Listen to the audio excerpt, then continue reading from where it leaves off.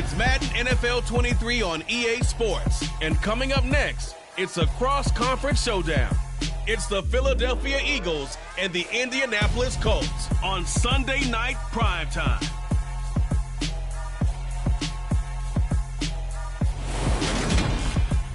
EA Sports coverage of the National Football League is on the air. Tonight, we've got a great Sunday night matchup between the Philadelphia Eagles and the Indianapolis Colts.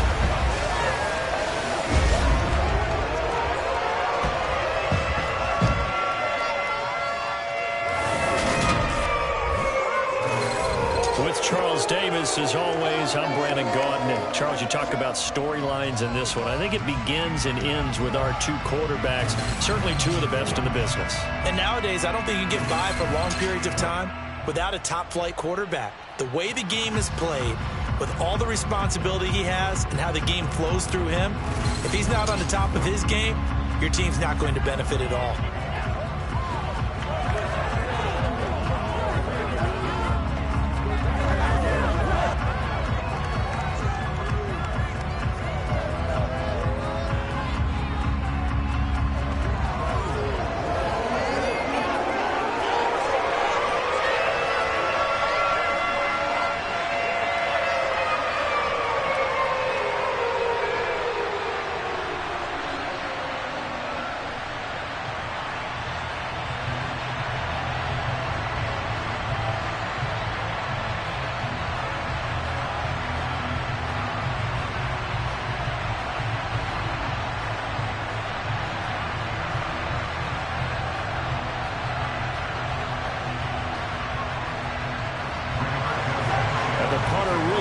Sanchez ready to go, and we are underway from Lucas Oil Stadium, fielded just outside the goal line.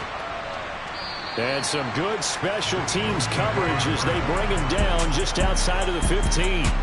So now here comes the Eagles offense as they get ready to take over.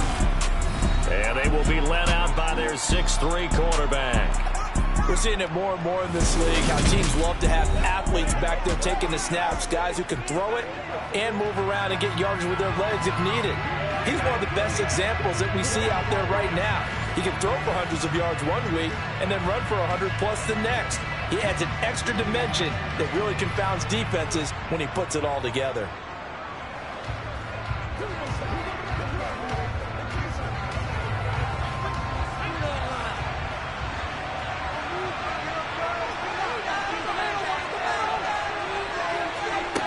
They'll come out throwing here to start the drive.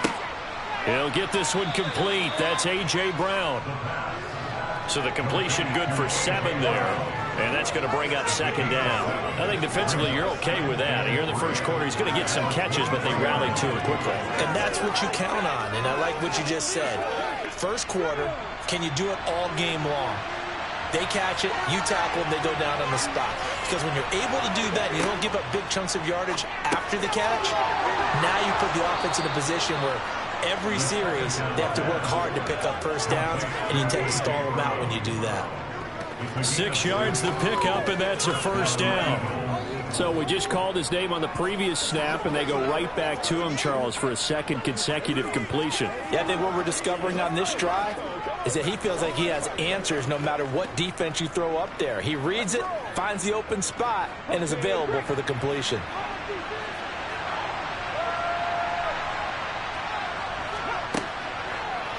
And they'll let the quarterback keep it here on 1st and 10. And he'll lose yardage here, going down back at the 28. Officially, it's a 1-yard loss. That's going to bring up 2nd and 11. But sometimes that option can get bogged down before the gears really even get into motion, and I think that's what we saw there. And I think what he saw defensive end right in his face because he looked up and he was right there. Didn't even have a chance to get going. A pickup of about 3 yards as he's taken down at the 31. Just not a whole lot of room to operate there on that carry. No, not at all. They did a really nice job staying in their proper places and not allowing any lanes to open up. For the Colts, an extra defensive back in there now on 3rd down. They'll look to throw. And that will be incomplete. That was their first third down try of the game, and clearly something was off in the execution of that play. Good news, they've got a whole game left to clean that up and start clicking on those key third down throws. Here's Aaron Sipos out now to punt on fourth down.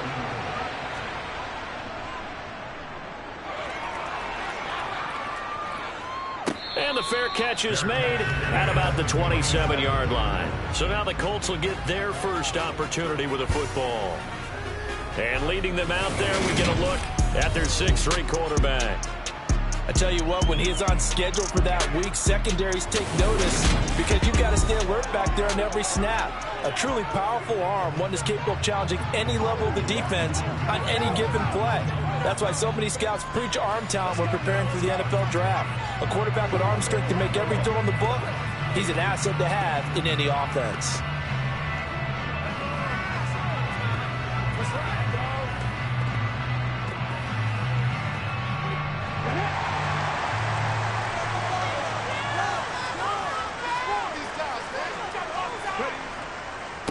Now the NFL's leading rusher in 2021, Jonathan Taylor. And he'll get this up just shy of the 30.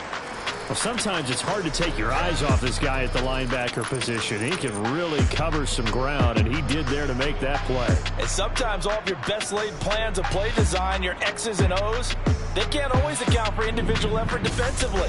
And this was one of those times. Just a terrific play to hustle over there and get the running back to the ground. And the next-gen stats tell the story as he was traveling at better than 19 miles an hour.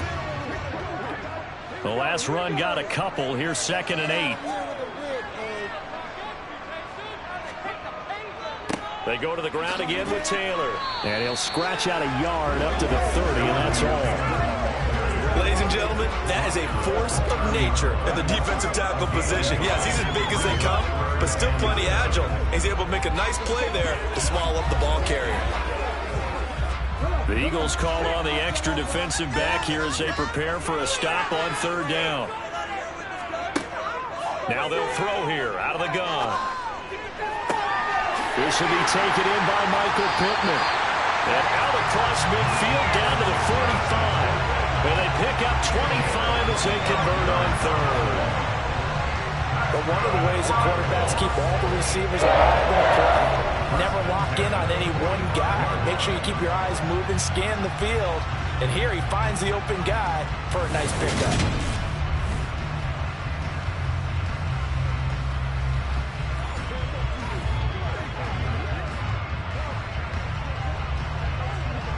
So from Philadelphia territory now, here's a 1st and 10 at the 45-yard line.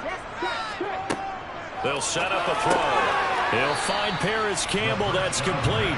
And he's going to be taken down right at the 40-yard line. He kept the receiver in the short field, but that let his quarterback get the ball quickly to him before either guy in double coverage could react. They'll come up on a 2nd and 4 now from the 40-yard line. Here's a play fake as they set up to throw. That's caught by his tight end, Kylan Granson. And he'll be brought down at about the 30-yard line.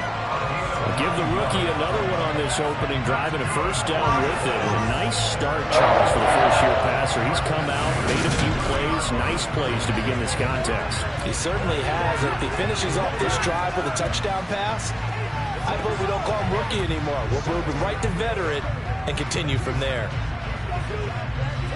So 1st and 10 now from the 30. To the right side, this is Taylor. Down to about the 22 here. Holding offense. So that run play nullified by the holding call on the tight end. Yeah, I just think he needs to get off the ball a lot quicker and get into the block a little bit more effectively. Then he doesn't have to reach and grab and try and hold on. Back to throw again. Pass over the middle tipped, but he still brings it in. And he gets this to the 35. Good for a gain of 5. Sometimes those tip balls turn out to be like a pinball. Just bounce all over the place. Everyone's got to go up and get it. In this case, Well, we talk about tip drills for defensive players like you, but what about the offensive guys? They do any tip drills? I think they work on it as well, oftentimes in the Hail Mary situations, because you're actually counting on a ball being tipped to give you an extra chance to catch it. They use that training well. And they'll have it in the red zone before he crosses over out of bounds.